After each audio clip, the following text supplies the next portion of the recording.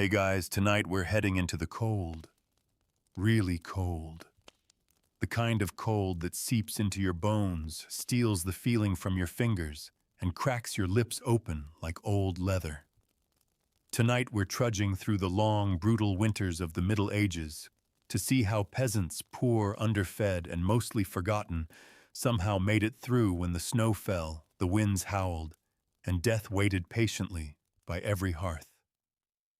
You're about to step into a thatched hut with no insulation, a fire that barely burns, and a family that's been rationing the same turnip for 4 days. And yes, you probably wouldn't survive this. So before you get comfortable, take a moment to like the video and subscribe, but only if you genuinely enjoy what I do here. Also, let me know in the comments where you're watching from and what time it is for you right now. Now dim the lights, maybe turn on a fan for that soft background hum, and let's ease into tonight's journey together. The wind is already howling when you step outside. It cuts across the muddy path between cottages like a knife carrying flecks of snow and ice on its breath. The ground beneath your feet is frozen hard, no give, no softness, just cracked dirt glazed with a brittle sheen of frost. You draw your patched wool cloak tighter around your shoulders, but the chill slips through the seams and wraps around your chest. It's not even the dead of winter yet. Just late autumn, the warning period. When the leaves are gone, the animals grow scarce, and everyone's eyes start drifting toward the sky, counting clouds, fearing storms. You return to your hut, shoulders hunched, hands burning from the cold. Inside, it's no better. The fire in the hearth is more ember than flame. Your wife is hunched beside it, fanning it gently, trying to coax one more hour of warmth from a few damp twigs. The children sleep close together under the thin wool blanket, their breath misting in the cold air. You have two options: stay in bed wrapped in every scrap of cloth you own, or get moving. Warmth, after all, comes from movement. You choose the second. Your boots are stiff with frost. You stamp them on the earthen floor and flex your toes until the blood stings. Then you begin your morning ritual, stirring the coals, blowing on the fire, unwrapping a small cloth bundle that holds the last of yesterday's barley bread. The bread is hard. You dip it in a cup of hot water, barely more than steam, and a few mint leaves to soften it. This is breakfast. There's no meat, no eggs. The hens stopped laying weeks ago. You're saving what grain remains for planting, and every root in the cellar is wrapped like a treasure. Your wife pulls her cloak around her and joins you. She has the same look she always has in early winter, tight-lipped, focused, and slightly hollow-eyed. You both know what's coming. Not the cold itself that's already here. What comes next is hunger, illness, and the cruel length of time. Winter doesn't arrive all at once. It creeps, and it never ever leaves quickly. You check the pantry, a loose plank in the wall with a cloth curtain. Inside, 2 turnips, 1 small jar of pickled leeks, a bag of beans, a cloth-wrapped wedge of aged barley bread, and a string of dried garlic. Not bad, you think, but not enough. Today's task is firewood, always firewood. You've already burned the easy pieces, the branches from the edge of the field, the windfall near the pig pen. Now you need to go deeper into the forest. Technically, it's the Lord's wood. Legally, you're not allowed to take anything that's not already fallen. But hunger and cold don't care about laws, and neither do you. You take your hatchet sling, your sack over your shoulder, and kiss your wife's cheek before heading out. The cold bites at your skin with every step. Your breath fogs and freezes in your beard. The forest looms ahead, its branches skeletal and still. Inside the tree line, the snow is lighter, shielded by the canopy. You move from tree to tree, eyes scanning for dead limbs, loose bark, anything dry. You find a few. Snap, snap, snap. The sound echoes loud and brittle. You gather what you can, then drag a heavier limb toward the clearing, planning to saw it later into stove-length pieces. You hear a rustle behind you. A deer, no. Just a raven flapping from one bare branch to another. It stares at you with black, unblinking eyes. You nod at it superstitiously. Some say ravens bring messages. Others say they're bad omens. You've stopped believing in either. Winter brings all the signs you need. By midday, your fingers are numb, but your sack is full. You trudge home, feet crunching on frozen leaves, muscles aching from the weight. Inside, the fire is alive again, small but dancing. Your wife has boiled water, added a spoonful of crushed barley, and is stirring in strips of dried greens. The children sit beside her, wide-eyed, waiting. You add a few sticks to the fire and drop your wood by the hearth to dry. Then you collapse onto the bench, stretching your hands toward the heat. The stew will be ready soon. It's not a meal. Not really. Just warmth in a bowl. But warmth is enough for now. After you eat, you seal the windows with rags and clay to keep out the drafts. The wind is rising. Tonight will be colder. You move the straw bedding closer to the hearth. Everyone will sleep there tonight, huddled together like animals in a den. As darkness falls, you listen to the wind pressing against the walls. The fire pops. The children murmur in their sleep. You sit up a little longer, feeding the flames, holding the night at bay, one stick at a time. Tomorrow will be colder. You already know. The wind howls through the night like a wounded beast, and even in sleep you feel it pressing, creeping, clawing at the edges of the hut. It slips through cracks, no matter how tightly you stuffed the rags.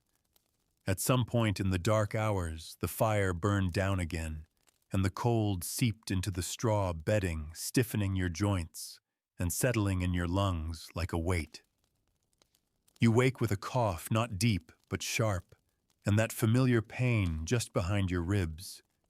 You push off the blanket carefully. Every movement pulls against cold, stiffened muscles.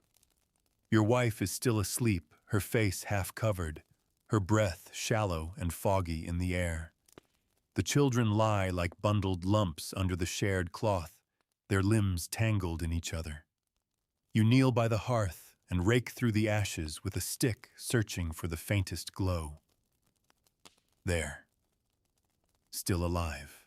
You feed it straw, then twigs, then a sliver of fatwood from the stash you keep hidden in the wall, reserved for mornings like this, when your fingers don't want to work and your spirit needs quick fire. The kindling catches and the room begins to glow. Your first act of the day is simple: survive the morning. You warm water and steep a pinch of mint in it. Not enough to flavor, but enough to warm the cup in your hands. You tear a piece from the hard loaf and dunk it, chewing slowly, listening to the wind outside. It will be like this for days. You know the pattern first, the hard frost, then the endless wind, then the snow. Not the pretty kind, but the kind that buries and freezes and breaks roofs. The village won't stir for another hour. But already you hear the groaning creak of another door opening down the lane, someone else rising to fight the same cold.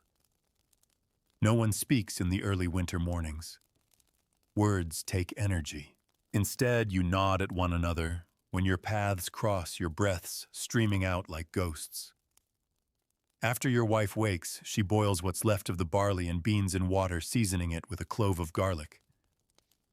The children wake to the scent, and that alone is enough to make them shuffle toward the hearth with bright eyes and quick steps.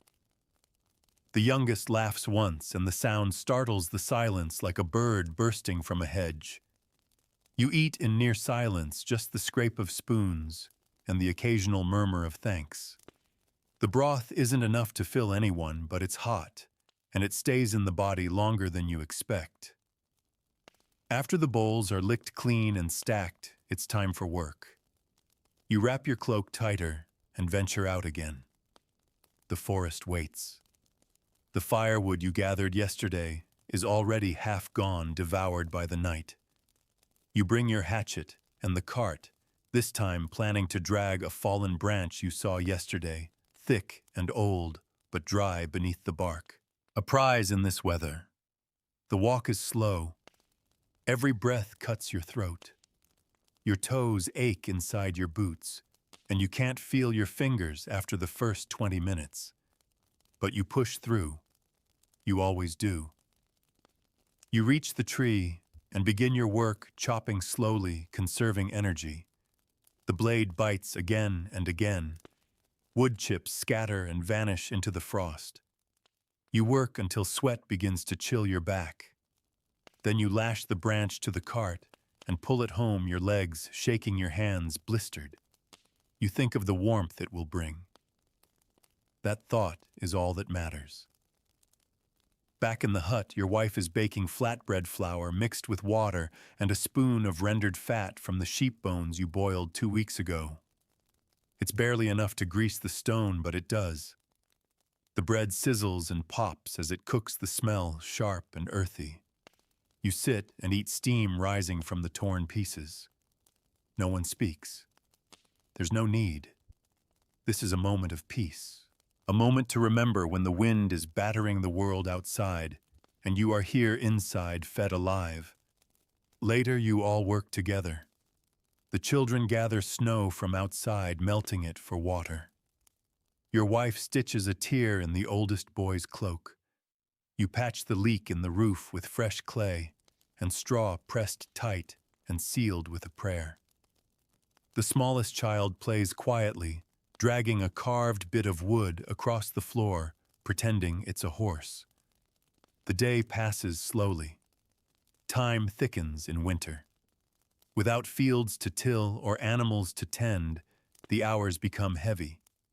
You measure them by how long the firewood lasts, how many times you have to turn the bread to keep it from burning, how long it takes for the pot to boil. When evening comes, the sky turns orange for 5 short minutes, then gray again. Darkness falls early. You light a tallow candle, the wick sputtering in the cold air, and set it near the wall to reflect more light into the room. Supper is soup again, but thicker tonight, made with a knob of root vegetable saved from last harvest. You crumble the last piece of hard cheese into it, the rind sharp and sour. It melts slowly, flavoring the whole pot. A rare richness. You watch the children's eyes widen. This is a feast to them. You eat slowly, stretching the moment, letting the warmth seep into your belly, your chest, your fingers. After dinner, you sit together in the dark. The candle burns low. The fire pops softly. Your wife begins to hum a lullaby, one her mother taught her during another long winter. You close your eyes and let the melody carry you. Outside, the wind rises again.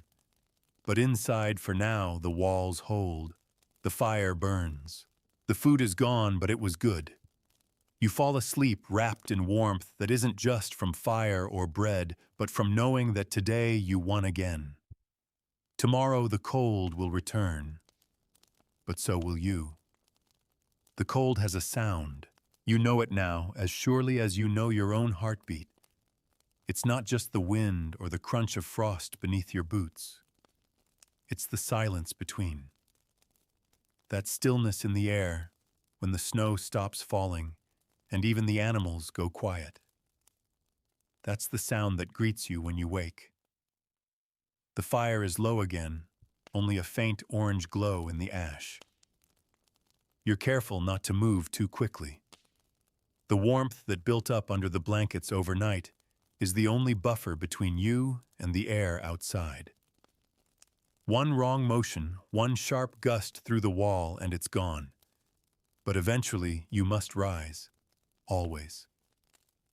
You move slowly, easing the blanket off, sliding your feet into boots that never quite dry, pulling your cloak over your shoulders.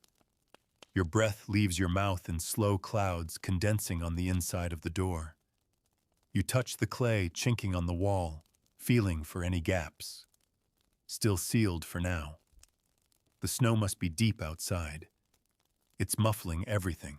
You reach for the bundle of wood you dragged home yesterday.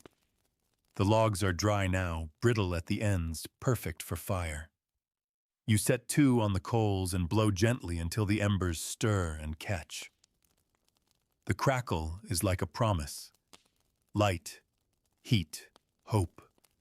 The orange glow stretches wider across the hut, casting soft shadows on your sleeping family. Your wife stirs beside the children, her hand reaching out instinctively toward the warmth. You offer her a nod, and she returns it.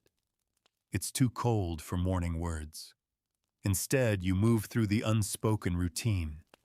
Heat water, steep herbs, soak bread. Breakfast is weak again. Barley water with a few crushed greens from the storage jar. The bread has gone stiff, and it cracks when broken. You soften it in the cup chew slowly, trying to remember the feel of soft loaves, the kind with a crumb. But that was a different season. Another world. The children eat in silence. They're not too young to understand now. Winter teaches them faster than words ever could. The littlest frowns as she bites into a crust, but says nothing. She knows better. After the meal, you check the stores again. Inventory. Routine. It helps you feel in control, even if it's a lie. 3 onions, half a turnip, 2 jars of dried beans. The garlic braid is down to 5 cloves. The salt pouch is low. No more cheese. No more dried fruit. That was gone days ago. But there's still flour. Enough for a week. Maybe. Today is repair day. You stay indoors conserving heat. The wind is biting even through the walls, and snow has piled halfway up the shutter. You take the time to patch your wife's shoe, re-wax the seams in your coat, and rebind the kindling stack. You mend a crack in the water pot with melted resin and cloth. These small acts are armor, not against the cold exactly, but against despair. Your wife grinds the last of the dried mint with her stone mortar, crushing it fine, mixing it into warm water. It becomes a kind of tea, a thin, fragrant trick for the body. The children sip it like it's a feast. Later, you hear a knock on the door. Not loud, more like a scrape, a polite warning against intrusion. You open it carefully, letting in only a sliver of cold. It's your neighbor, old Bran. He looks worse than yesterday, cheeks sunken cloak, damp hands trembling. He holds up a bundle. Kindling. Not much. Trade, he rasps. You step back and let him in. He huddles by the fire while you inspect the sticks. Dry. Good. In return, you offer half a loaf and a ladle of soup. He takes it in silence, nodding. His eyes flicker toward the children, but he doesn't speak. You talk for a few minutes. He says the south wall of his hut is leaking snow, that he's out of straw, that his wife's cough has returned. You nod, knowing there's little you can do. He leaves quietly, a trace of snow melting where he sat. You close the door, not because you want to, but because you have to. That night you make soup. Real soup. You slice one of the onions into the pot, saute it in a spoonful of fat from the sheep bones you rendered weeks ago. You add water beans and turnip, letting it all simmer until the scent fills the hut. The children perk up. Your wife's eyes close briefly as she tastes the broth from the ladle. You eat slowly, carefully. It's not a rich soup, but it's warm and it carries you farther than you thought it could. Afterward, your wife sings, not loudly, just under her breath, barely more than a hum. An old song from the coast where her grandmother was born. The words are lost, but the melody remains. You listen as you mend a glove one stitch at a time. The candle is burning low, and you still have half a loaf for tomorrow. That feels like wealth. You reach for your youngest and wrap her in your arms, drawing her close against your chest as she sleeps. The wind hasn't stopped. It probably won't. But your walls held. Your fire lived. And tonight, no one went to bed hungry. You know the cold is waiting, but for now you have everything you need. The cold returns with teeth. You wake to a silence so absolute, so dense that it presses against your ears. Not even the fire is crackling. That's the first sign something's wrong. You sit up slowly, careful not to disturb the fragile layer of warmth beneath the blanket. The hut is darker than usual. You squint toward the hearth. The fire is dead, not smoldering, not embers. Gone. You rise quickly, teeth already chattering, and cross to the hearth in 3 long strides. The floor stings your soles through the thin hide of your boots. You crouch low, fingers trembling as you prod the ashes. Nothing. Just gray, dry dust. The fire didn't survive the night. Neither did the warmth. Your breath fogs thickly in the air. You can see it drifting upward, swirling around the beams. A thin rime of ice has crept along the edges of the walls, painting the clay seams white. Your wife's breath curls out in shallow puffs, her arms wrapped tightly around the children who are still asleep barely. You know what this means. You need fire. Now. You grab your cloak, the one with the torn shoulder, and wrap it around you as you bolt out the door. The cold hits you like a slap, raw, dry, sharp. The snow has deepened overnight. It swallows your legs to the knees. The sky is flat, colorless, heavy with more snow still waiting to fall. You trudge toward the shed behind the house where you stacked what you thought was a week's worth of wood. You pull the door open. Empty. You cursed yourself yesterday for not checking. You meant to. But time blurred and the cold distracted, and now you have nothing but frozen branches, brittle twigs, and what you can scavenge. You wade through snow, crossing the back field, heading toward the tree line. You know where a dead tree fell last spring. You cut some of it then, but the base still lies untouched, dry, splintered, perfect for burning. The tree is where you left it, half buried under a drift. You pull your hatchet from your belt and begin to hack. The blade slips on the frozen bark at first, but then it bites deep. Again. Again. The rhythm returns. You carve the trunk into chunks, gathering them in a pile, your fingers burning with the effort. Your breath is shallow now, and every exhale feels thinner than the last. By the time you drag a load back to the house, your legs are numb, and your face is stinging. You don't stop. You drop the logs by the hearth and begin splitting them with shaking hands. Your wife joins you silently, eyes wide, hands ready. Together you build the fire again, layer by layer, until the first lick of flame catches on the resin-soaked wood. It grows, slowly, then brightly. The warmth returns like an old friend who took too long to arrive. The children begin to stir. One coughs a raspy, dry sound that makes you and your wife lock eyes for a moment longer than you mean to. You say nothing. There's nothing to say. But the worry settles in your chest alongside the heat. Once the fire is strong, you melt snow in a pot, filtering it with a cloth to remove the bits of bark and debris. Your wife adds the last of the beans and a pinch of salt. The soup today will be thin but hot. That alone is enough. You sit together and eat bowls wrapped in cloth to keep your fingers warm as you hold them. Every spoonful is precious. The children eat quickly, the steam curling around their cheeks like fog. You blow gently on each bite, trying to slow the moment, trying to stretch it. After the meal, you return to the forest. Not because you want to, because you have to. You need more wood. Always more. You mark the fallen tree in your mind, only half of it gone, and you begin hauling fresh logs to a dry patch beneath the shed. It takes most of the day. Your muscles tremble from the cold and the effort, but by evening you've stacked enough to last a few more days. When you return to the hut, your wife greets you with a cup of hot broth and a nod of respect. Not praise, not thanks, just the kind of acknowledgement that means something more. We're still here. Supper is a small miracle.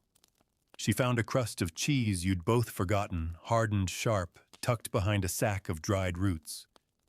She's grated it into the soup just enough to change the flavor, to give the illusion of richness. You taste it, and your heart lifts, just a little. After the bowls are cleaned, you bring the straw mattress closer to the fire. Everyone gathers near, huddled beneath the one heavy blanket. You lie down last, pressing your back against the wall to trap the heat in the room. The candle burns low beside you. The shadows stretch long. The wind begins again. You listen. It's different now, no longer angry, but steady, almost like breathing. You close your eyes and let it carry you. In your dream, the fire never dies. The woodpile is full. The snow stays outside. Your children sleep soundly and no one coughs. You don't dream of spring, not yet. You dream only of surviving one more night. And tonight you will. You wake to warmth, not the kind you remember from summer sun or heavy wool layers, but something softer, subtler. It's the fire still burning, still alive. A low red heart beating in the ashes. It stayed with you through the night. And that feels like a victory. You lie still for a moment, savoring the rare sensation. The air is still cold, your breath still fogs, but it doesn't bite. Not yet. The children are curled around one another like kittens' cheeks flushed from sleep. Your wife is still asleep too, her hand resting against the side of the pot you left beside the fire to thaw. It must have worked. No ice crusted around the rim. You slip from under the blanket, carefully pulling your cloak close. The coals respond to your stirring. You add a few dry sticks one at a time, and the flames grow stronger, licking their way up toward the smoke hole in the roof. You're careful not to use too much wood. You know better now. One log now is one log you won't have later. Every choice in winter is a trade. You warm your hands and crouch near the hearth, soaking in the glow, thinking about food. Always food. Yesterday's soup was the last of the beans. There's still barley flour, a turnip, some garlic, and that braid of herbs you hung near the door last autumn. Enough to make something, but not enough to feel safe. You pull the remaining supplies into view, laying them out one by one on the table. Your wife joins you, bleary-eyed but clear-minded. Together you begin planning. She slices the turnip thin, lays the slices out to dry over the fire. Not to eat today, to save for next week. You mix the flour into a stiff dough, adding water, salt, and garlic. You knead it slowly, pressing your worries into the dough with every movement. She speaks only once, running her fingers over the garlic bulbs. It's early for this, she says. Too early to be this low. You nod. She's right. Winter came fast this year. Harder, colder, hungrier. And you're already burning what you hoped would last another month. You bake the flatbreads on the hot stones beside the hearth. They puff slightly, hissing at the edges, garlic blistering on the surface. The smell alone is enough to wake the children. They sit up slowly, rubbing their eyes, noses red from the cold. You hand each one a piece of bread still hot from the stone. No butter, no cheese, but warm, soft, and spiced. It feels indulgent. You eat your share, slowly chewing with care, letting each bite rest on your tongue. This is the good part of the day. The fire is strong. The bread is fresh. The sky outside, though pale and gray, doesn't look angry. Yet, after the meal, your eldest helps you fetch snow from the drift outside. You melt it over the fire, straining it through cloth again and again. It's tedious, but clean water keeps you from falling ill, and illness is worse than hunger. Illness is the first knock at the door of death. Your wife hums while she stitches a torn seam in your daughter's boot. She keeps her hands busy always. You've seen her pull warmth from scraps, comfort from nothing. Her voice is soft, the same tune she sang last night. The children are drawing in the ash with bits of burned wood. Circles, animals, a stick figure with long hair and a big belly. "Is that me?" she asks, and they all laugh. The day is quiet, and you take that as a blessing. No visits, no knocks, no emergencies, just chores. You fix a broken rung in the stool. You scrape the last wax from an old candle melted into a tin with a scrap of cloth for a wick. You boil the hearthstones in water to clean them, one of your father's old habits. At mid-afternoon, the wind picks up again, rattling the shutter. You glance toward the woodpile. Still enough for a few more days. Maybe 4. 5 if you're careful. You put the children to work stuffing extra rags into the gaps in the walls. They do it gladly, their hands now more nimble than yours. Your wife finishes her sewing and begins soaking the herb braid. Tonight's meal will be broth again, but flavored fragrant, something that feels alive. You remember when winter food meant smoked pork, dried pears, thick loaves of honeyed bread, stored apples. But that was a story told by someone else. A different time, a different class. For you, winter means steam and thinness and gratitude for anything that doesn't kill. The broth smells stronger than usual as it simmers. The herbs, sage, wild onion, thyme, fill the air with something that feels almost like spring. You don't ask how much is left. You know she used too much. But you also know why. You all sit together in the firelight to eat. The children slurp greedily, lips stained green from the herbs. Your wife closes her eyes for a moment, while she swallows like she's memorizing the warmth. You eat slowly, savoring the tang of garlic, the woodsy scent of thyme. It tastes better than it has any right to, like medicine and comfort and memory all at once. After dinner, you read aloud from a scrap of parchment you keep tucked in the rafters, a passage from an old psalm written by your grandfather before his eyes went. The children sit close, listening even if they don't understand all the words. You talk softly after that, about the coming freeze, about the merchant who may pass through in a week's time, about maybe trading a basket or boots for eggs or grain, about maybe surviving this winter a little better than the last.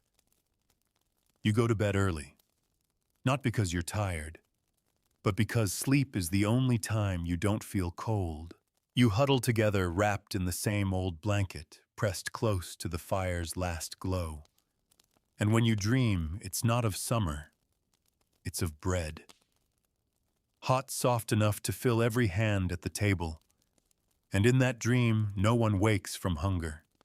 Not tonight. Morning arrives without fanfare, just a gray dimness pressing against the shutter, and the stiff ache in your spine that tells you it's time to move again. You stretch slowly, careful not to wake the little ones still nestled under the blanket. Their cheeks are flushed, their limbs wound together, chasing the last threads of warmth from the fire that's long since died. You rise quietly. The floor is colder than you remember. Each step across the packed dirt bites at your feet, even through the cracked leather of your boots. Your breath clouds in front of you, hanging in the air like a ghost. You crouch near the hearth, brushing aside ash and coals with a stick, hopeful. A flicker, one spark hiding in the gray. You smile faintly. That's all you need. You coax it slowly. Straw pine needles, a twist of cloth. You breathe life into it. Soon the flames curl up again, pale and yellow, a whisper of heat rather than a roar. But it's enough to melt the frost from your fingers. The rest of the household begins to stir.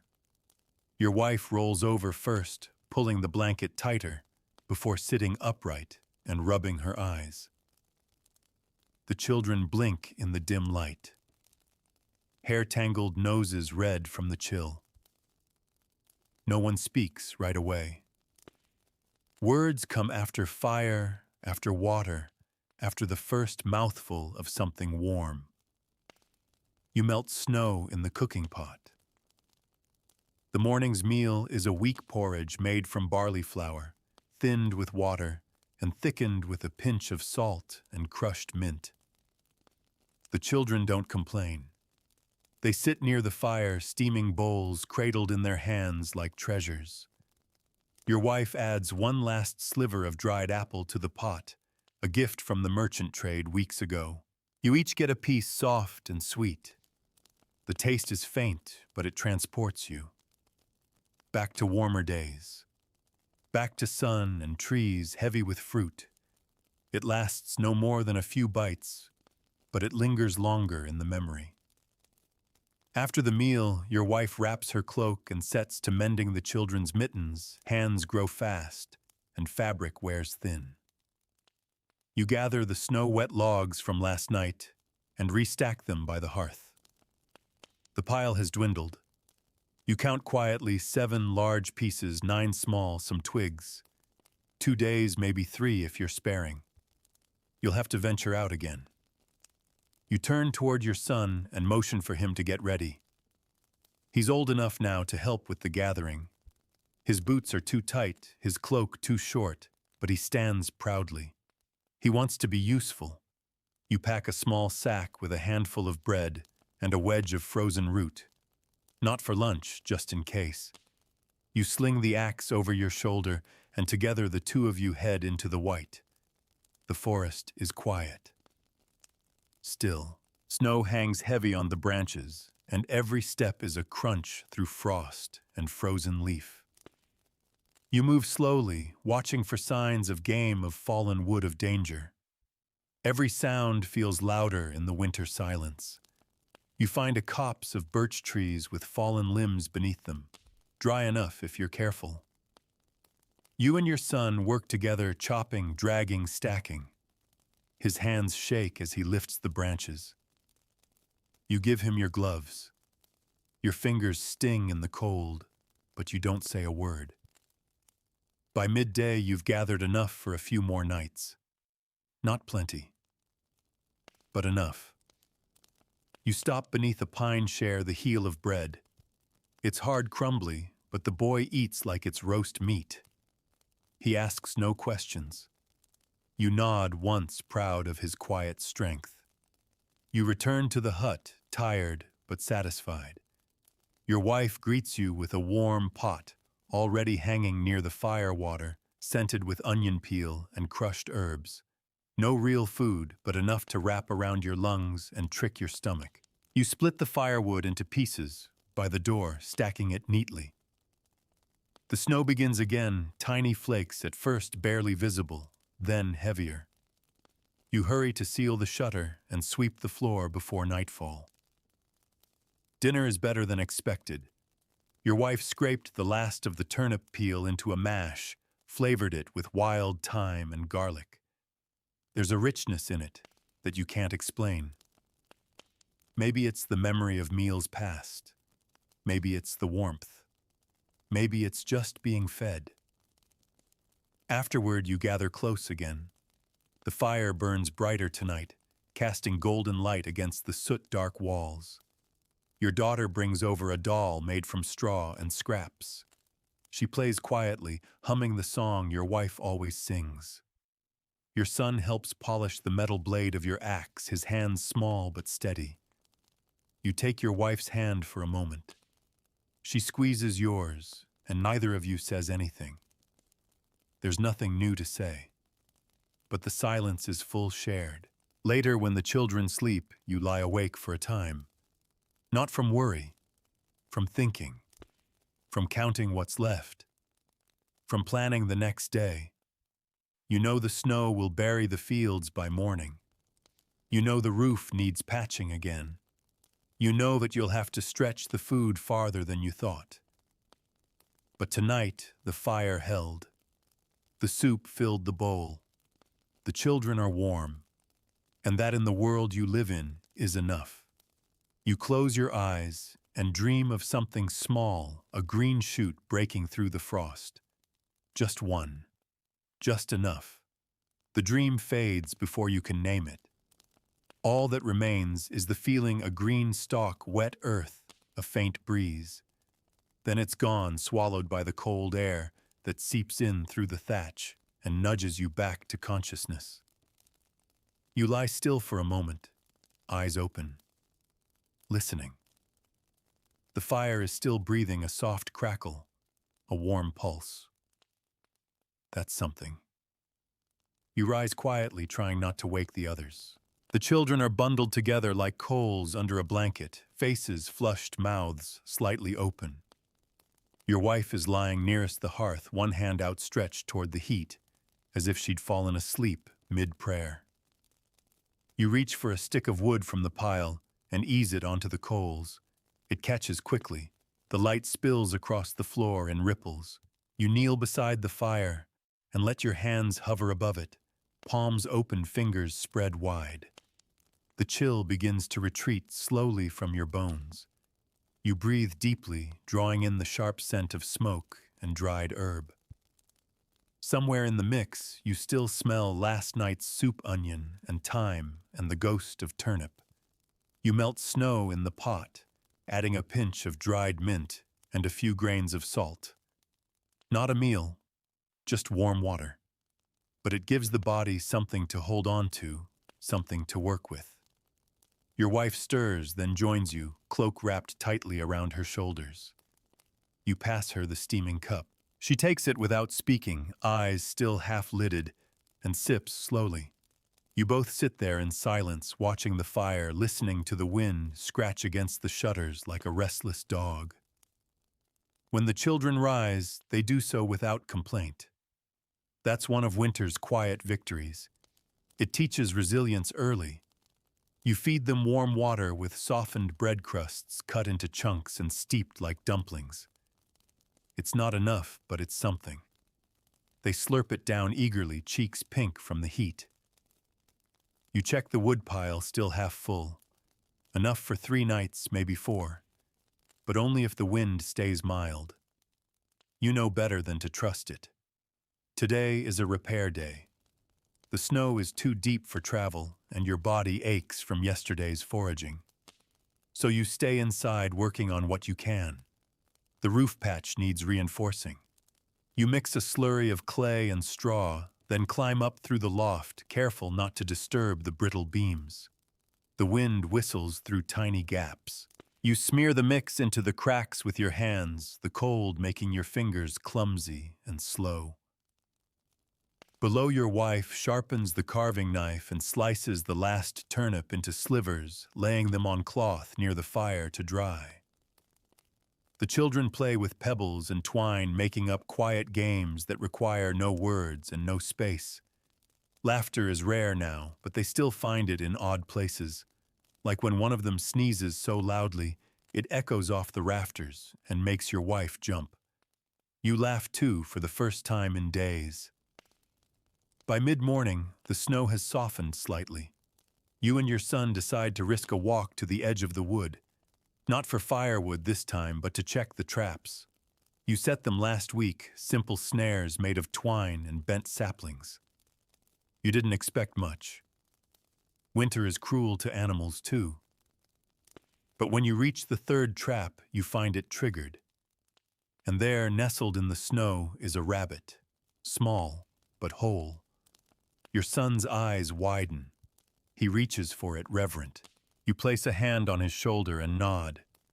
Together you cradle it back home like a secret. Your wife's face shifts when she sees it. Shock, then disbelief, then silent gratitude. She doesn't waste a moment. The rabbit is cleaned, skinned, and hung within the hour. The skin will dry by the hearth.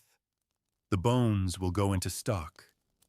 The meat, small as it is, will be the center of tonight's supper. All day, the scent of rabbit fills the hut. You boil it with a sprig of wild rosemary and a handful of barley. The children keep hovering by the pot noses, twitching eyes wide. Even you are tempted to taste it early to sneak a piece of meat before it's time. But you wait. You always wait. When night comes, the stew is ready. You serve it in careful portions, bones, and all meat soft enough to fall apart with a spoon. The taste is almost too rich. After days of herbs and root mash and broth, it's overwhelming, fatty, savory, real. The children don't talk. They just eat. And when their bowls are empty, they scrape the edges and lick their fingers. You save the bones. Tomorrow they'll be boiled again twice until they give up every last bit of marrow. But tonight you rest in the warmth of that meal. You rest in the memory of catching the rabbit, in the sound of your son laughing softly as he retells the story. Later, you sit near the fire with your wife. She's stitching a patch into the blanket, reinforcing the corners that fray from constant use. You sharpen your axe slowly, with a steady rhythm that soothes you. It's not just about the tool. It's about being ready. Always. The snow thickens outside. The wind howls louder. But the fire burns strong. The roof holds. Your stomach is full. You go to sleep with the taste of meat still on your tongue, and dream of traps that never come back empty. You wake to a strange quiet, not the dead stillness of snow-heavy mornings, but a quieter quiet, a kind of peace. For a moment, you don't move.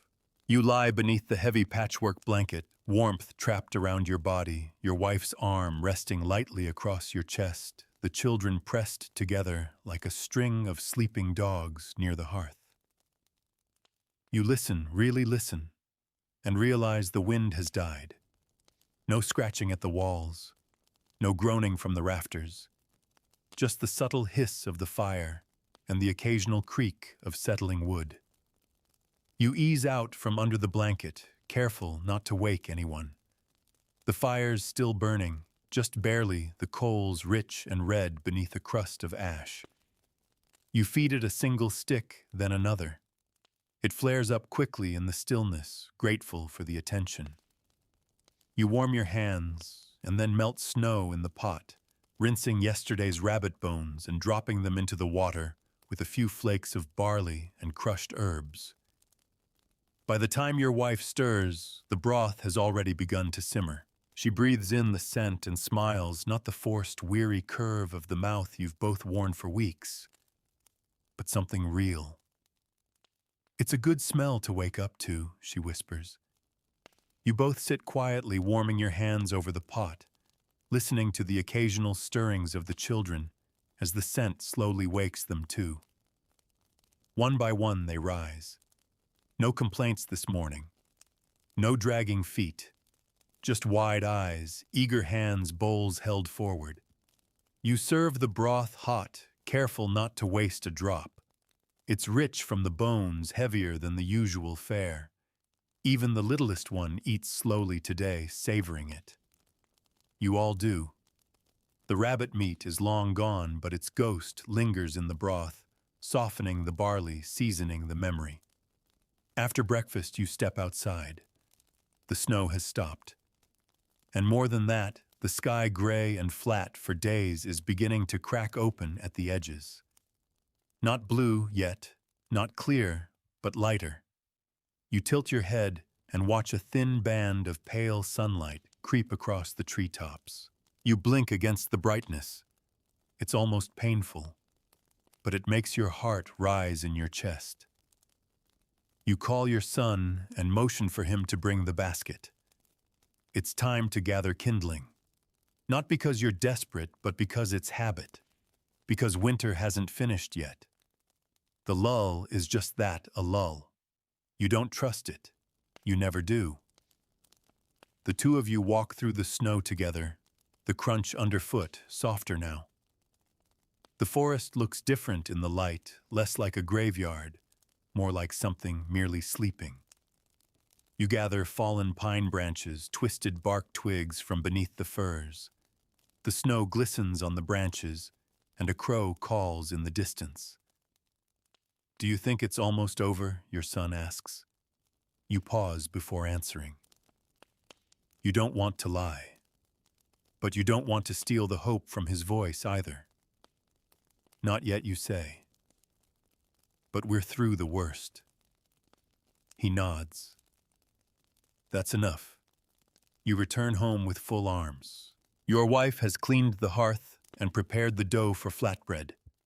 She found a single egg tucked under one of the hens, cold but intact. A gift. She's added it to the dough along with a pinch of salt. The fire is hotter than it's been in days. The flatbreads cook quickly, puffing slightly as they sizzle on the hot stone. Lunch is simple. Just the bread, warm and chewy, served with a dipping broth made from the morning's pot. You all sit together near the fire bowls in laps, heads bowed over the food. It's not silence out of solemnity, it's reverence. This is the kind of meal you remember for a long time, not because it's grand, but because it feels earned. Afterward, the children gather pine cones for kindling. Your wife mends the cloak that's been growing a hole at the shoulder for weeks. You take a moment for something rare stillness. You sit beside the fire with a scrap of wood and your carving knife. No purpose, just motion. You shape it slowly, letting the curls fall to the floor, your mind blank for the first time in days. The rhythm calms you. The fire hums. Outside, the wind is still. When the carving begins to take shape, your daughter notices. "What is it?" she asks. "Maybe a bird," you say. "Maybe a bear. It'll tell me when it's ready." She smiles and sits beside you watching. Her hands wrap around her knees, her chin rests on them. She doesn't say another word, but she doesn't leave either. That night, your wife prepares the last of the stored garlic and root mash for dinner, spicing it with rosemary and a splash of the vinegar you bartered for a month ago. You eat slowly again, letting each bite linger. You add a sliver of flatbread to soak up the broth. Afterward, the children sit together whispering a story they've made up. It involves a rabbit king and a bread dragon and a pot of magical soup that never runs dry. You and your wife just listen, grinning quietly in the firelight. Later, you tuck the children into the straw bed and throw another log onto the fire. You sit close to your wife, shoulder to shoulder, watching the flames dance. It may snow again tomorrow. The wind may rise. The wood may run low. But tonight, for the first time in a long while, the cold doesn't feel like it's winning.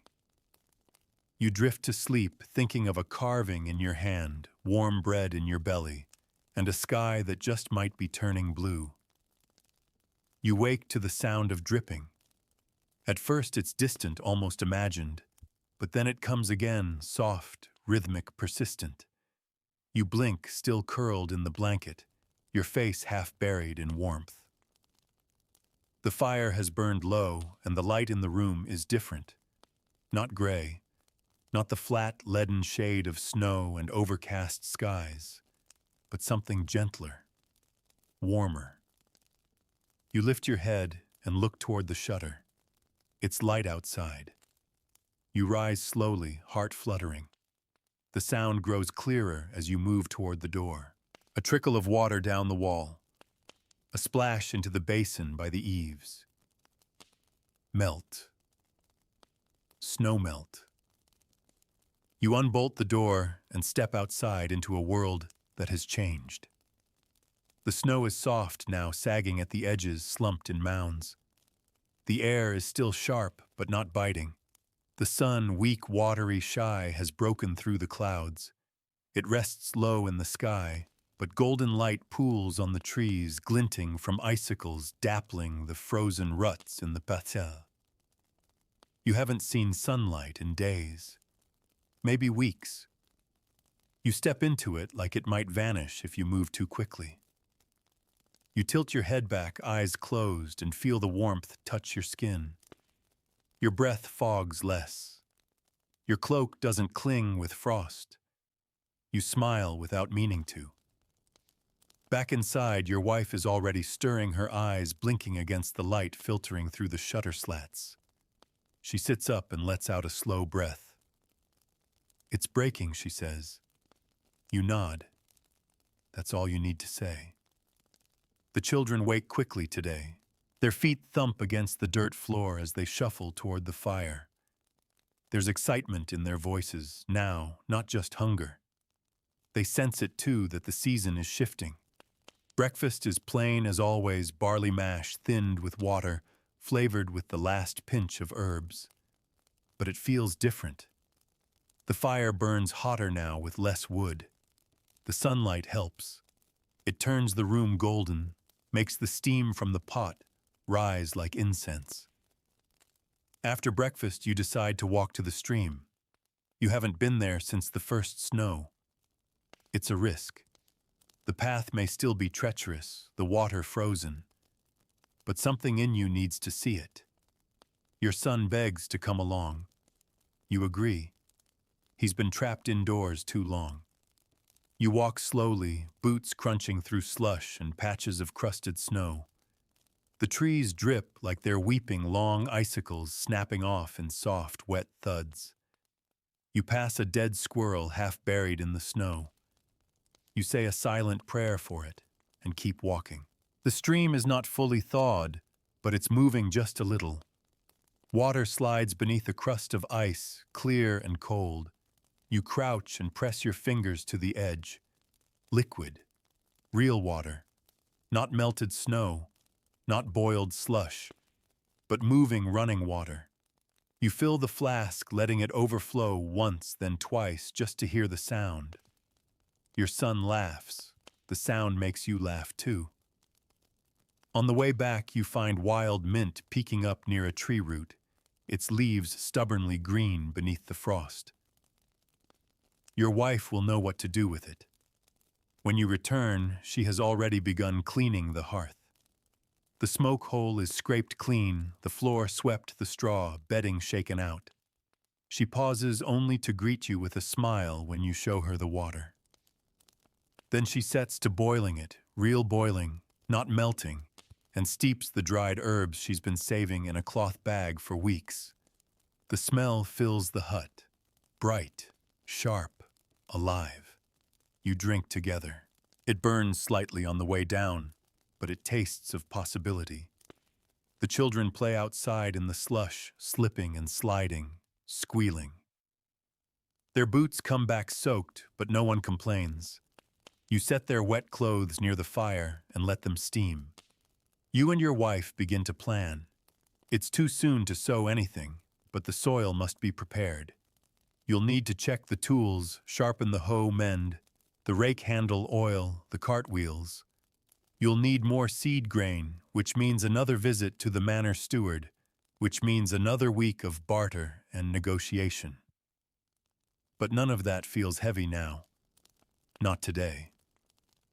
Lunch is stew again, stretched from yesterday's broth.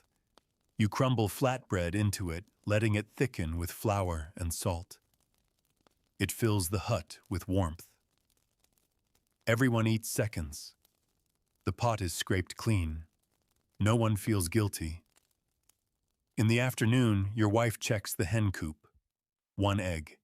She brings it in like a prize wrapped in cloth. The children clap. You put it in the basket near the fire, not for today, not even for tomorrow. You'll save it. Maybe for planting day. Maybe for sickness. Maybe just in case. Later you rest. Not because you're exhausted, but because you can. You sit on the bench near the fire, sharpening your blade with long, deliberate strokes. Your wife braids cord. The children nap in a pile. The world outside is quiet, but not the same cold quiet from before.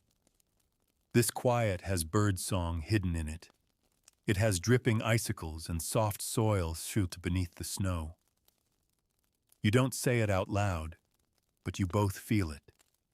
The worst may be over, not done, not gone, but past about the halfway mark. You fall asleep that night with the strange sensation of your hands being warm and dry. You dream of fields, not golden yet, but ready, and when you wake, the snow has shrunk again. By the time you open your eyes, you already know something has shifted again. The way the air moves, the way the sunlight falls on the wall, it feels lighter, softer. There's birdsong now, faint but real, threading through the shutter slats like a whispered invitation. You sit up slowly, the stiffness in your back less sharp than usual. Maybe it's the warming weather. Maybe it's just hope settling deeper into your bones. The fire still glows in the hearth. The coals held through the night, and that's enough to bring a smile to your face. You add a log, one of the last larger ones in the pile, and watch the flames rise without a struggle. You stretch your legs beside the fire, hands wrapped around your knees, watching the steam curl from the morning pot of water. Your wife is already awake, whispering a song under her breath as she works a lump of dough into a flat round. She adds a splash of oil rendered weeks ago from stored sheep fat and sprinkles in the last pinch of salt. No herbs today, but the dough is soft and smells like warmth. The children stir, blinking in the growing daylight, noses red, but smiles already playing at the corners of their mouths.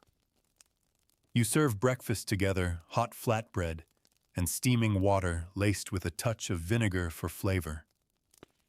The bread is crisp around the edges, soft in the middle, and vanishes faster than it cools. The children eat hungrily, but with the manner of those who've known hunger. They chew slowly, savoring. No crumbs are wasted. Outside, the snow has slumped into wet banks, gray and grainy, with patches of earth beginning to show through. You pull on your boots, cracked and misshapen, but still holding together, and step into the slush. The barn creaks as you open it. The tools are just where you left them, a hoe with a splintered handle, a rake missing 2 teeth, the cart leaning slightly to one side. You begin your repairs. The handle takes time, stripping the splinters, sanding the wood smooth with a stone, binding it tight with leather from an old belt. The work warms you in a way no fire can. Your son joins you after finishing his chores, and together you go over each tool, checking for rust cracks, weak joints. His hands are steadier than they used to be. He's learning. Your wife tends to the chickens. 3 eggs today. One of the hens is still thin, but she clucks with purpose as your wife scatters feed and gathers straw. She comes back inside, smiling cheeks flushed with effort and cold.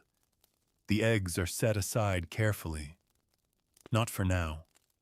For later. Always for later. By midday, the sun breaks through in full. Real sun. Not filtered, not fleeting. It floods the hut with a kind of brightness you'd forgotten existed. You open the door wide and let it pour across the floor. The children lie in the light like cats, laughing as they kick off their boots and stretch into the warmth. You strip off your cloak and sit on the bench by the wall, hands open in your lap. The sunlight touches your skin and you close your eyes. For just a moment, you're not in winter anymore. You're not measuring wood or counting root vegetables or sharpening tools. You're just breathing.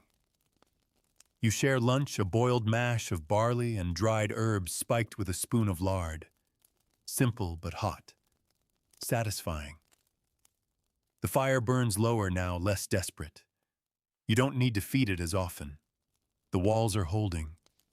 The air is still. In the afternoon, your wife begins sewing again. She's piecing together scraps of fabric, old shirts, worn leggings into something new. A tunic, maybe, or another blanket. You don't ask. You trust her work. The children take turns pounding grain, singing to keep time. Their voices echo off the walls, strange and sweet. You carve another shape into a stick of birch, this one a horse, rough and sturdy like the one you used to have before the illness took it. Later, your neighbor Bran visits. He's thinner, his cough rougher, but he brings good news. The steward has begun distributing seed grain in preparation for planting. He traded a woolen scarf for a sack of barley seed. You invite him in, offer him warm water and a seat by the fire. He rests quietly, his eyes watching the children with something like longing. You trade him a flatbread for a small pouch of dried mushrooms he foraged before the last freeze. You shake hands, not out of ceremony, but habit. In times like these, gestures matter more than gold. That evening, your wife uses the mushrooms in the pot. The stew smells richer than it should. You close your eyes as you eat, chewing slowly, letting each flavor bloom on your tongue. The children are full. The fire is strong. Your belly is warm. It feels almost abundant. After dinner, your wife sings again, and this time the children join in. They don't know all the words, but it doesn't matter. The melody fills the room, weaving between the beams, into the corners, into the spaces where cold once lived. You sit by the door looking out at the slush-softened world, and you wonder how many more nights winter still holds. Not many, maybe, or maybe more than you can count. But for now, you've survived. You've survived the hardest stretch. You've built warmth from scraps. You've made light from ash. And somehow, in the quiet hum of an early spring sun, you've found a way to rest. The thaw continues, though slowly. You can feel it in your joints before you see it, less stiffness in your knees. When you rise, less ache in your back when you bend. The hut smells different now, too, less of smoke and sweat, more of damp earth and wet wood. Change is creeping in from the corners like green shoots threading through a blanket of snow. You begin the day the same as always, stirring the fire boiling, snow melt softening hard bread in water. But the mood is lighter. The children wake on their own, no prodding needed. Your wife is humming again, the tune dancing above the soft hiss of the pot. Breakfast is thin porridge with crushed dried berries, only a handful saved from autumn. But they turn the color pink and bring smiles to the children's faces. Your wife presses a bit to her lips and raises her eyebrows in mock surprise. Tastes like summer, she whispers, and the children giggle. You step outside after breakfast and find the yard mostly clear now. Patches of earth have reappeared, black, rich, soft to the touch. The air has shifted from cutting to crisp, like it's letting you breathe deeper. Somewhere in the distance, you hear the creak of a wagon and the low call of a neighbor's voice. Life is returning. You spend the morning checking the fences. Some have collapsed under the weight of snow, others lean like drunk men. You mark which ones can be salvaged, which posts need replacing. You'll need wood, not firewood this time, but strong living wood for building. That comes next. Always something next. When you return, your wife is kneading dough again. She's using more flour now, letting the bread rise near the fire instead of rushing it flat. The smell is heavier, richer. You smile. She shrugs. It won't last if we don't use it, she says. But you both know it's more than that. It's a reward for surviving. Lunch is a celebration, even if no one says it aloud. The bread is golden and crisp at the edges, soft inside. The stew has barley and mushroom and a dash of vinegar. The children eat quietly, eyes closed, mouths full. It's not gluttony, it's reverence. After the meal, you and your son head to the stream again. The water runs faster now, cutting channels through the slush. You fill buckets and wash cloths, shaking out the dust and soot of winter. Your son dips his hands into the current and laughs at the cold. It's the first time you've heard him laugh like that since the first snow. On the walk back, you spot green. Not imagined. Not mistaken. A true stubborn green, the curled tip of a nettle leaf pushing through the mud beside a stone. You crouch and press your palm to it. The leaf is tender soft. You pluck a few carefully and tuck them into your pouch. That evening, your wife brews tea from the nettles. It's sharp and grassy bitter at first, but strangely comforting. You sip slowly while the children work on their game near the fire, their laughter filling the room like music. The tea makes you feel warm from the inside, deeper than the fire ever could. The hut feels different tonight. Not because anything's changed, but because everything has. You sit near the door, sharpening your blade again. Your wife works beside you, repairing a torn hem with quick, practiced fingers. You speak softly about spring, about planting, about the market, day that will come, about the goat you might trade for if the price is fair. There's no fear in your voices now, no desperation, just planning. That night, you tuck the children in close. The fire burns low but steady. You don't need it to roar anymore. It's enough that it lives.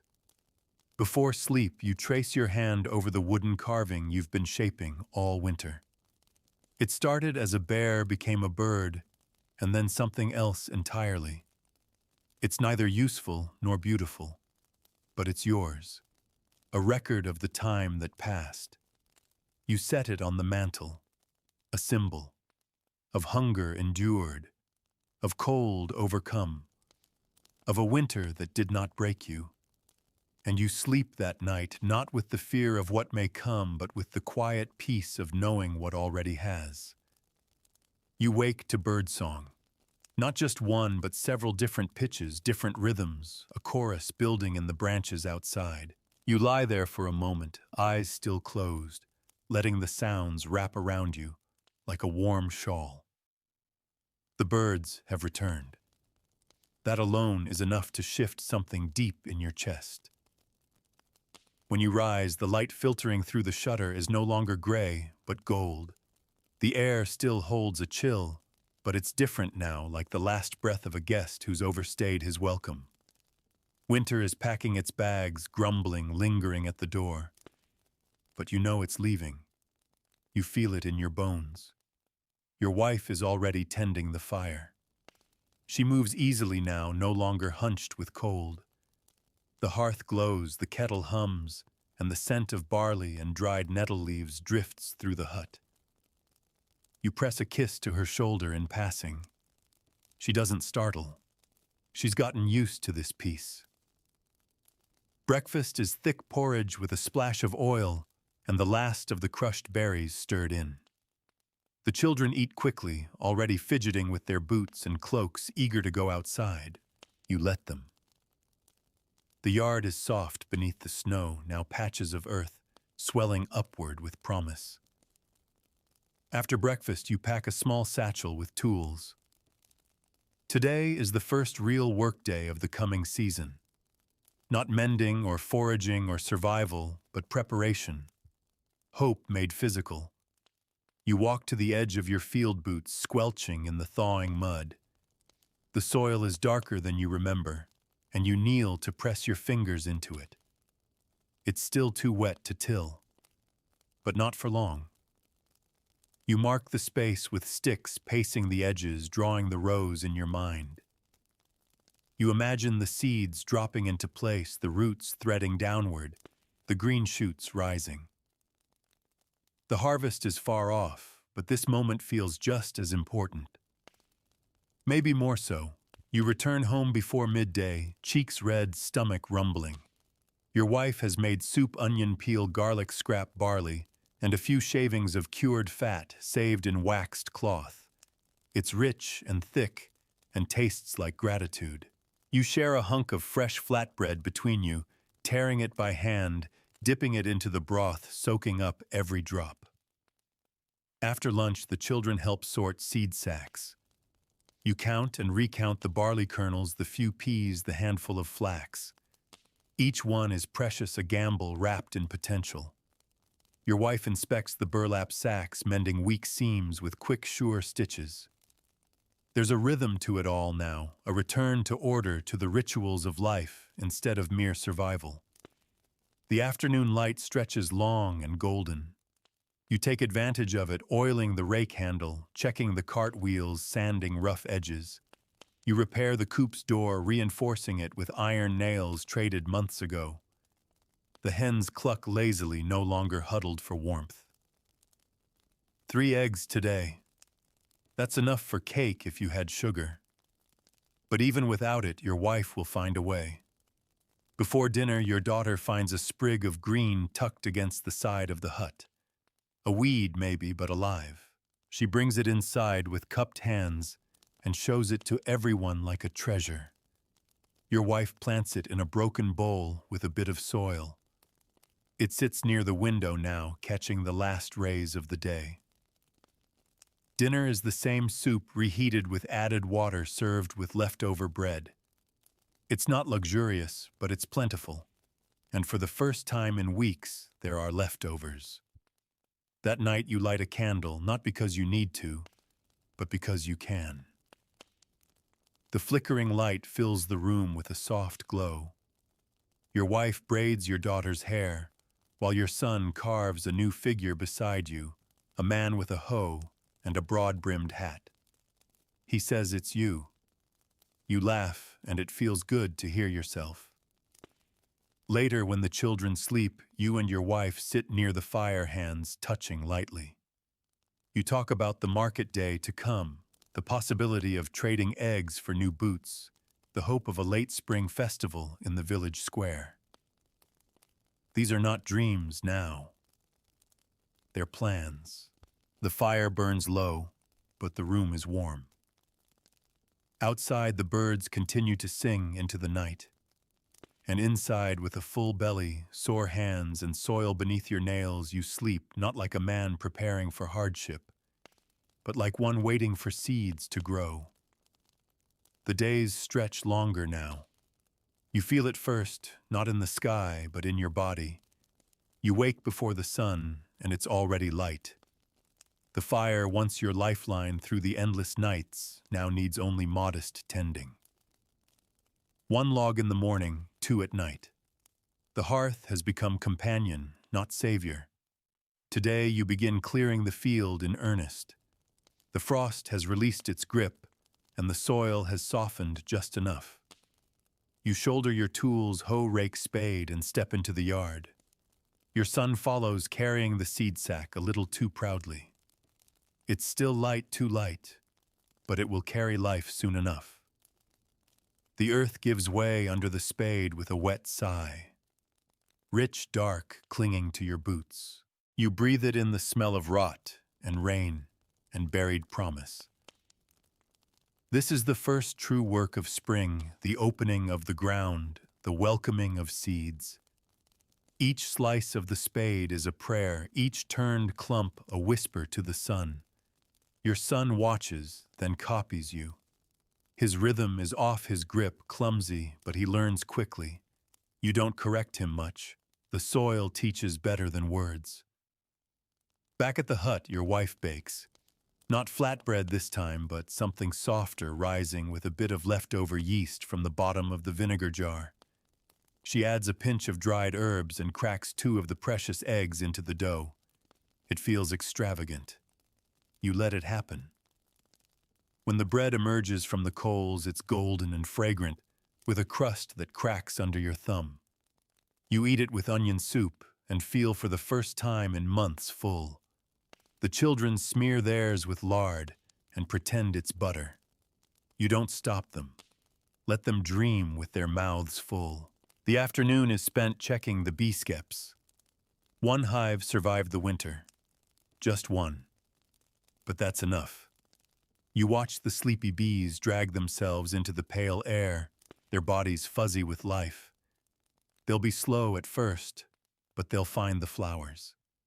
They always do. Your wife takes a scrap of wax and softens it near the fire. She'll use it to seal the jars once there's something to preserve.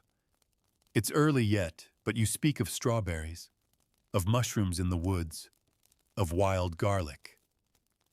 The children help clean the water barrel, scraping out the algae, polishing the inside with sand and ash.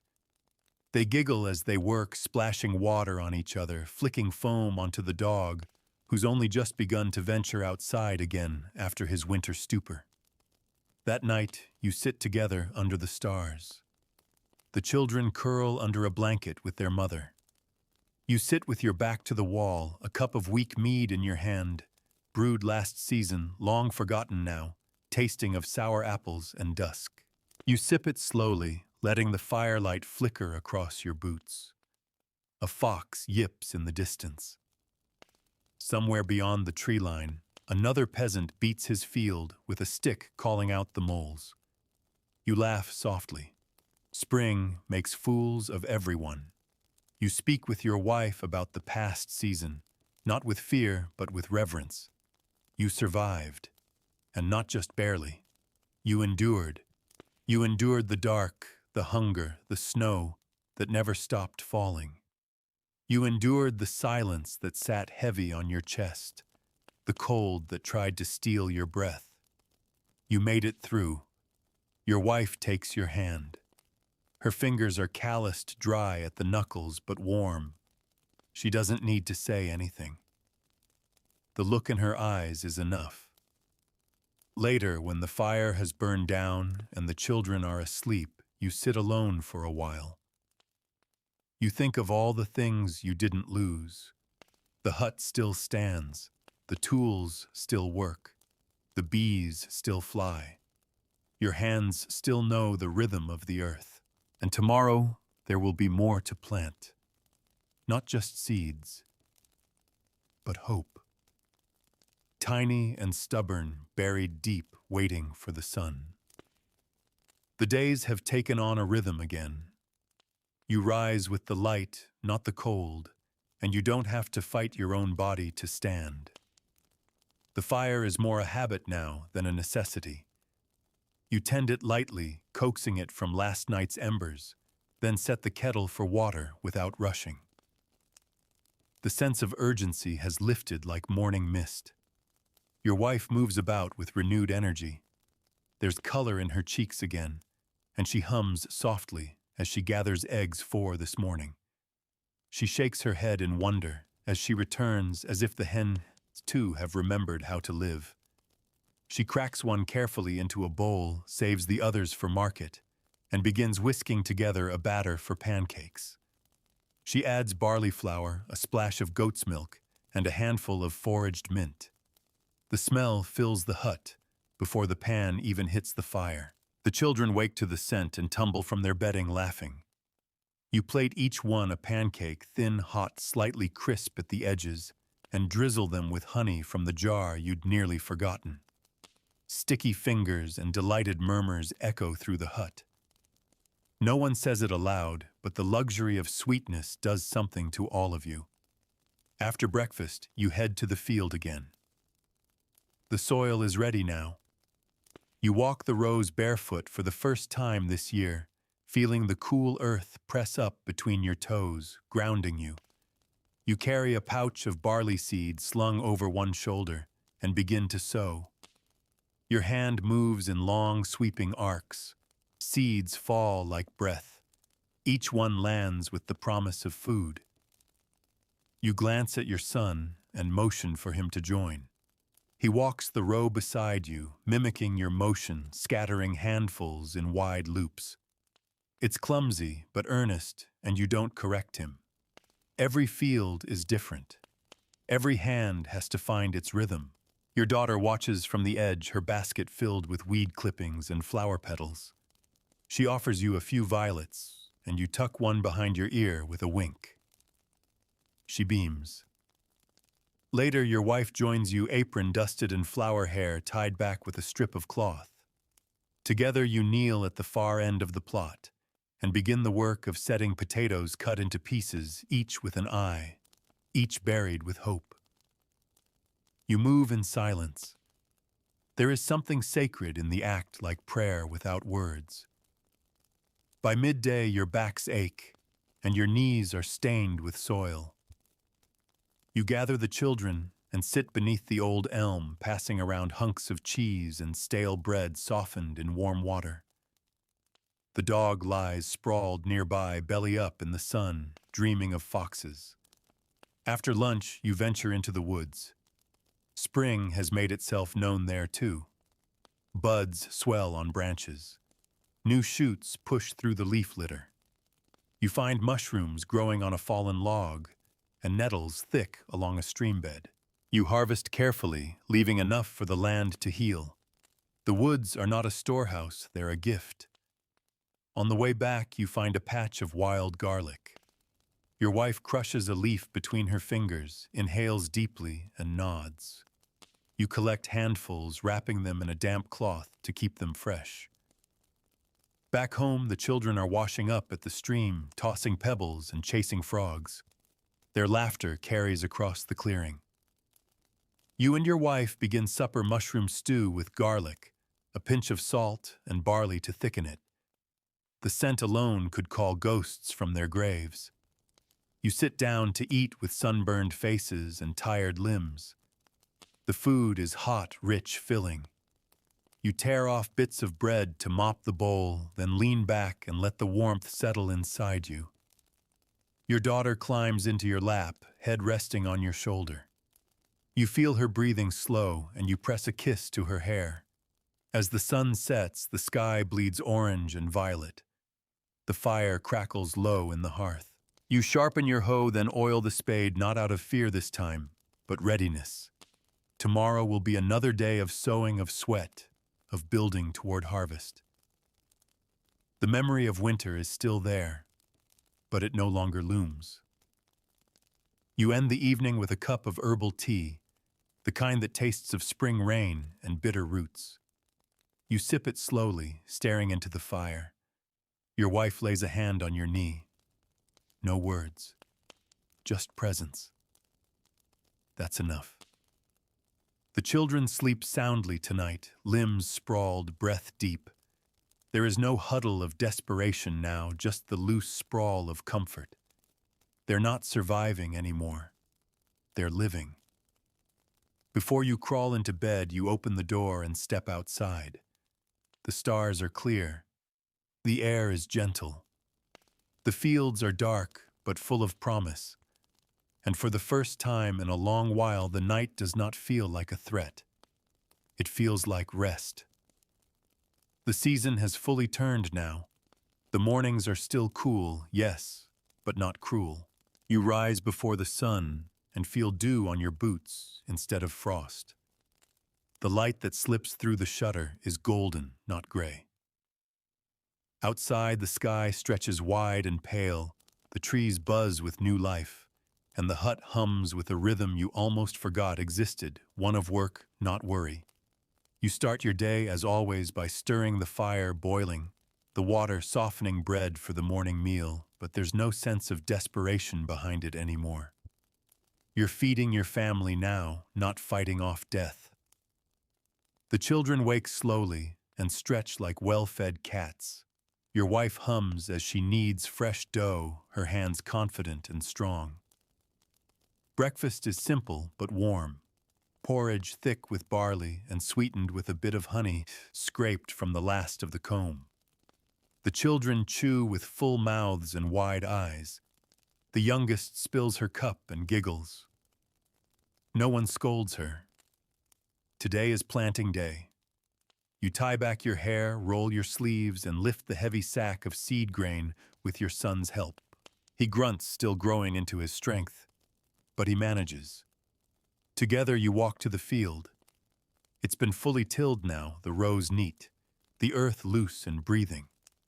Your wife and daughter follow with baskets of cut potato garlic bulbs and sprigs of thyme to plant between the rows for flavor and luck. You begin the sowing steady and smooth. Every seed is placed by hand. You whisper to them not superstitious mutterings, but encouragements. You're not sure why. Maybe the soil listens.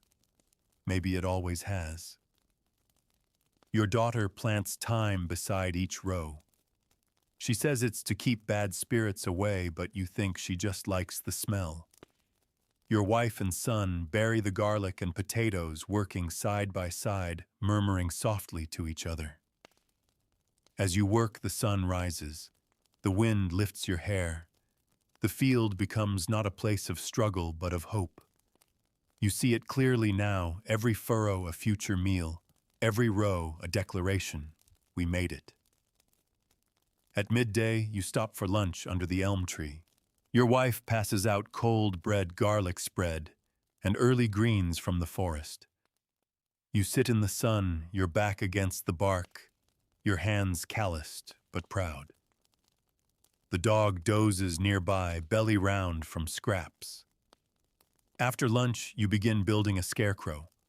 Not because the birds are here yet, but because they will be, and because it feels good to build something. You use your oldest shirt a stick for the spine bundles of straw for limbs. The children name him Sir Scratchbeard and argue over what kind of hat he should wear. You give him your worn-out cap. He deserves it. The rest of the day is spent weaving fencing from green branches to protect the seedlings. It won't keep out deer, but it'll slow them. You and your son work quickly, efficiently, sweating under the afternoon sun. By the time the shadows grow long, the job is done. That night, your wife prepares a feast, not by noble standards, but by yours. Stew thick with mushrooms and garlic, dense bread with herbs, and to finish a small baked apple, each preserved from last harvest. You eat slowly, every bite a reward. After the meal, you sit outside, the air warm on your skin, watching the moon rise. Your wife leans against you. Your son carves another figure, this one of your scarecrow. Your daughter sings to herself a tune she's made up, drifting softly into the dusk. There are still hardships ahead. There will be blight. There will be drought. There will be days when the bread is thinner, the roof leaks, or the market cheats you out of fair trade. But not today. Today you are full. Today you are ready. And tonight, as you lie in bed, hand in hand with the woman who has weathered it all beside you, you close your eyes and breathe in the scent of earth, wood smoke, and lavender. The winter is gone. The seeds are in the soil, and everything is growing again, including you. You've made it to the end of our journey, through the frozen, frost-bitten struggle of a medieval peasant's winter. From bitter mornings huddled around a dying fire to the triumph of those first green shoots rising through thawed soil, you've lived their season of hardship, step by aching step. You didn't have down jackets or central heating or even proper boots. Your meals were more imagination than ingredients. Your nights long, dark, often silent save for the crackle of a fading ember or the howl of wind clawing through the thatch. And yet somehow, you survived. You mended tools with broken nails. You stirred soup from ghosts of ingredients. You found ways to laugh through numb lips, to love with cold hands, to hope when nothing around you hinted spring would ever come. But it did. It always does. And now the soil is soft. The mornings are gentle. The light stays longer, and the wind no longer sounds like hunger. You made it. You endured. Now let your body sink deeper into sleep. Let your breath grow slower. You've felt the cold, you've worked the earth, and now your mind deserves its own quiet thaw. Let the fire in your story fade to coals. Let the silence return, but this time a gentle welcome one. Close your eyes, dream of green fields and warm hands. You're safe now. The winter is over.